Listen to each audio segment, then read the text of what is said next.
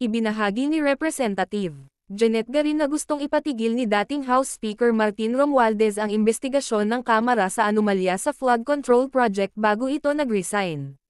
Before pa pumasok si Speaker Bo GD, noong fanorm na yung ICI, meron ng consultation and later on, direktiba galing kay Speaker Martin Romualdez na ihinto nyo na yan unless you're going to deal with legislative measures, wika ni Rep.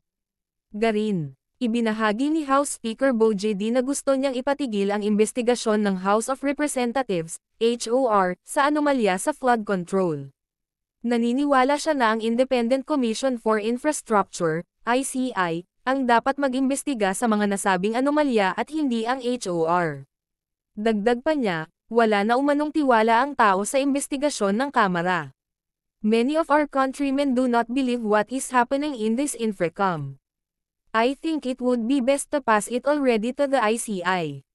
At nagbabala din si Rep.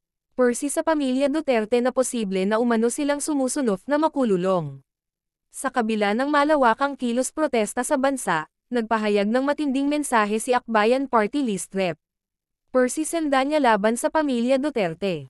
Iginiit niya na ang mga kilos protesta ay nagsisilbing babala at sabay na pangako ng taong bayan na pananagutin ang mga dating nasa kapangyarihan. Binanggit ni Sendanya na si dating Pangulong Rodrigo Duterte ay nakakulong na, at ayon sa kanya, susunod na rin ang iba pang kaanak nito, kabilang si VP Sara na papatalsikan sa pwesto sa pamamagitan ng impeachment. Aniya, darating ang panahon ng paniningil sa umano'y iniwang pamana ng katiwalian ng mga Duterte.